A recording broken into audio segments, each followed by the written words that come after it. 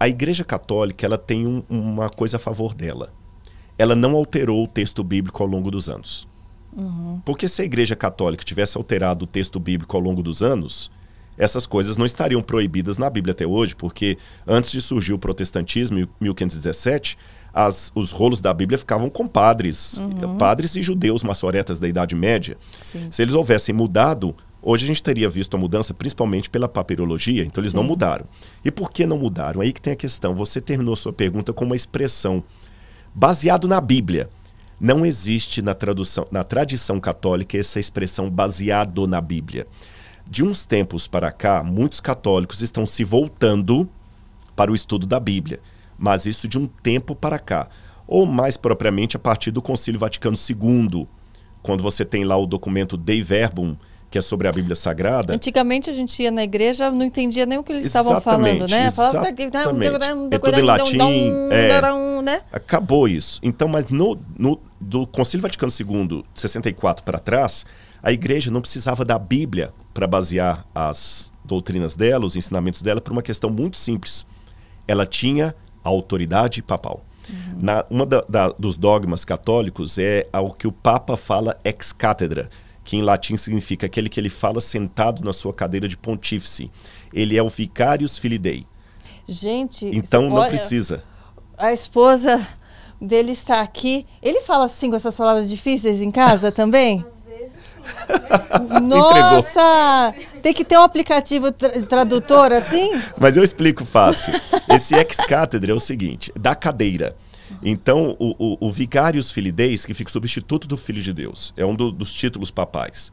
Então, o que ele fala sentado na cadeira de papa é como se fosse o próprio apóstolo Pedro inspirado por Deus falando. Então, se o papa decretar amanhã na cadeira dele que todo católico tem que vestir preto, virou doutrina da igreja. Virou lei. Quando Martinho Lutero, em 1517, levanta contra a igreja, uma das coisas que ele levanta contra a igreja, além das indulgências, era justamente essa autoridade papal que colocava a palavra do homem acima da palavra de Deus. Por isso que o lema da Reforma Protestante era sola Scriptura, só a Bíblia. Sola Scriptura, sola gratia, sola fide. Só a Escritura, só a graça, só a fé. E, curiosamente falando, isso estava profetizado que aconteceria na Bíblia. Então eu vou mostrar na Bíblia para você por que tem imagem de escultura na Igreja Católica, mesmo a Bíblia Católica proibindo isso. Sim. Aqui... E alguém até já me falou, mas depois tem uma parte que fala em que no templo haviam imagens de anjos. Isso então é pode ter de anjos, não pode ter de santos, então acaba entrando em Isso é verdade, só né? que tem uma questão. Lá por isso que eu falo, se for para ilustração, tudo bem. Eu não teria problema de ter uma Bíblia ilustrada. Aqueles anjos que estavam ali no tabernáculo, fundidos de ouro e desenhados também nas paredes, eram para ilustrar o que queria dizer. Jamais um sacerdote se ajoelharia diante daqueles anjos. Sim. Nem a Arca da Aliança, que era o símbolo da presença de Deus, podia ser adorada.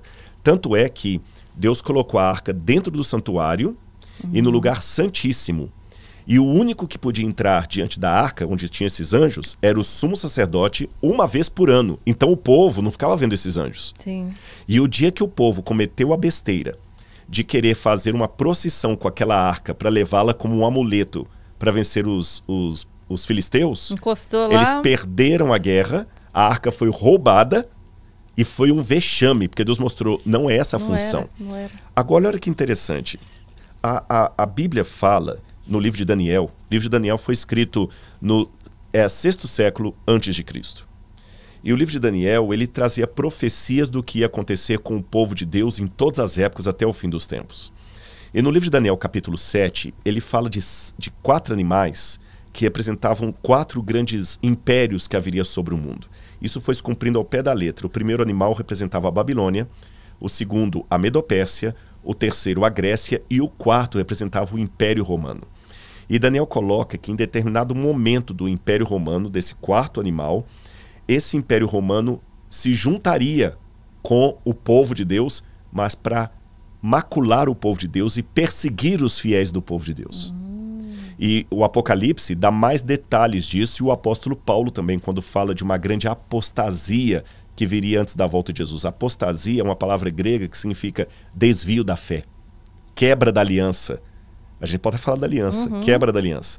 E uma das coisas que Daniel diz que esse animal faria seria o seguinte, Daniel capítulo 7, versículo 25. Diz assim na sua versão. Viu? Então vocês perguntaram, Bíblia católica, Bíblia de crente, e tem a Bíblia da Karina Bach aqui também. Eu tenho certeza que um monte de gente vai querer qual a Bíblia que você usa para comprar uma igual, viu? Aqui diz assim, o verso 25, falando desse monstro simbólico, né, que era Roma, junto com o cristianismo. Ele falará contra o Altíssimo, oprimirá os seus santos e tentará mudar os tempos e as leis. Curioso que a palavra leis que aparece aqui no livro de Daniel não é lei no sentido secular da palavra. É a lei de Deus. Divina. É a mesma palavra que aparece no capítulo 6, quando os inimigos de Daniel falam o seguinte, eu tenho certeza que ele não fará nada contra o rei, a menos que seja uma coisa que esteja escrito na lei do seu Deus. É a mesma palavra. Então, esse poder cuidaria em mudar os tempos e a lei. Os tempos... A palavra idam em hebraico significa calendários. Tanto é que na tradução católica está assim, e cuidará em mudar os calendários e a lei. Roma, na sua forma pagã e na sua forma papal, mudou os calendários e a lei de Deus. Quer ver? É porque essa questão de Roma também é algo que ficou na minha cabeça. Eu vi tanto, né? A gente vê na história como foram perseguidos os cristãos, queimados, aquela loucura em Roma. Como de repente Roma se tornou, né, a base do cristianismo ocidental. Por que foi escolhido lá um lugar onde o povo foi caçado, queimado? Tudo isso aconteceu pela suposta conversão de um homem chamado Constantino. No ano 313 depois de Cristo, Constantino, eu não esqueci a questão do calendário, além não, tem uma surpresa aqui, ó. Não, eu já tenho umas 5 perguntas só dessas frases que você falou. Mas vai ser até bom, porque isso aqui vai explicar o motivo. O Constantino... Já avisa lá em casa que eu vou chegar mais tarde, pede pro Henrico ficar nos meus pais. Ou colocar alguma coisa no micro-ondas lá. Mas então vamos lá. O Constantino, ele estava lutando pelo poder em Roma. Roma tinha ficado muito grande e tinha perdido um pouco a força ali. Aí tinha um imperador chamado Diocleciano, que acabou aposentando, o único imperador romano que aposentou. E na briga pelo poder, Constantino foi, e ele sabia que os cristãos na época eram uma força muito grande. Há inclusive uma frase atribuída a Tertuliano que diz que o sangue dos cristãos era como semente. Dá para entender o significado. O sangue dos cristãos é como semente. Quanto mais mata, mais surge. Então Constantino, no ano 313... ele teve uma estratégia política. Ele estava passando a ponte do rio Milvia com os soldados dele para lutar contra Maxêncio pelo poder. Aí Constantino caiu do cavalo e ficou assim, estou tendo uma visão. Nesta época, o Império Romano adorava muito, principalmente o exército, adoravam o deus Mitras, que é o deus Sol. E todo o exército ficou assim, ele teve uma visão de Mitras, o Sol apareceu para ele. E ele falou com os soldados, Mitras vai nos dar o poder, o Deus Sol. Só que de maneira muito engenhosa, Constantino disse que Jesus apareceu para ele no Sol. E que Jesus é o próprio Mitras. E que ele viu no Sol, vai de novo uma palavrazinha difícil, ele viu uma frase em latim que dizia assim, in hoc signo vinces, traduzindo, sobre esse símbolo vencerás. E ele viu uma cruz no Sol. Então ali ele fez uma simbiose, uma mistura, um sincretismo entre cristianismo e mitraísmo. Ele deu liberdade de culto aos cristãos, proibiu as perseguições aos cristãos, elevou o cristianismo à religião estatal, pegou várias basílicas. O que eram basílicas? Templos pagãos de Roma, e transformou essas basílicas em basílicas cristãs. Quem já foi para a Itália já deve ter visto muito dessas basílicas. Elas têm um panteão lá dessa época que você vê que é uma coisa estrondosa. Nos nichos que estavam os deuses pagãos, ele tirou e colocou imagens de santos. E Constantino começou uma mudança. E a igreja cristã, que até então era apostólica, agora se tornou apostólica romana. E nessas mudanças, Roma foi mudando muita coisa. Tudo isso estava profetizado na Bíblia. Veja, enquanto os cristãos eram perseguidos, massacrados, eles morriam... Mas profetizado não de uma forma de que isso seria bom. Não. Profetizado no sentido de infelizmente isso vai acontecer. Vão distorcer o que está aqui. Como no Antigo Testamento foi profetizado que o Messias seria traído por um dos seus. E infelizmente aconteceu quando Judas o traiu. Não que Deus desejou, Karina, é que Deus, assim, ele assistiu o filme antes. E ele dá o spoiler daquilo que é importante saber. Assim que ele assiste. O nosso também, né? Exato. Por isso que ele vai nos avisando, gente. Olha, cuidado. Vocês estão perdendo os avisos importantes, hein?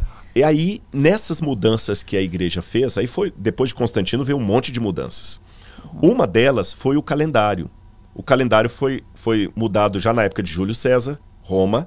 Depois ele foi mudado na época do Papa Gregório. A gente fala do calendário juliano, calendário gregoriano. E nessas mudanças que Roma fez, tanto em sua fase imperial quanto em sua fase cristã, a gente percebe alguma coisa. Nós estamos em que mês agora? Novembro. Novembro lembra que número? 9. Mas é o mês 11. É. Outubro lembra que número? 8. Mas é o mês 10. Dezembro lembra que número? 10. Mas é o mês 12. Quem mudou tudo isso? Roma. Mudou os calendários. E mudaria também a lei de Deus. Eu convido todo mundo que está em casa a fazer um exercício. No Google você acha isso. Procure em qualquer Bíblia, seja de editora católica, ortodoxa ou protestante, Êxodo capítulo 20, os 10 mandamentos. E leia como os 10 mandamentos estão em qualquer Bíblia, em português, espanhol, alemão, inglês, não interessa. Depois que você ler os 10 mandamentos como estão na Bíblia, procure o catecismo e veja como os 10 mandamentos estão no catecismo. No catecismo está assim: amar a Deus sobre todas as coisas, não tomar o seu santo nome em vão, guardar domingos e festas, honrar pai e mãe, não pecar contra a castidade. Mudaram os mandamentos. O mandamento das imagens sumiu. Sim. O mandamento de não terás outros deuses diante de mim sumiu. O sábado foi trocado pelo domingo. Sim. Exatamente como Daniel 7:25 disse que aconteceria. Cuidará em mudar os calendários e a lei. Aliás, a questão do sábado para o domingo no calendário, né? A gente honrar o sábado. O católico, ele, enfim, e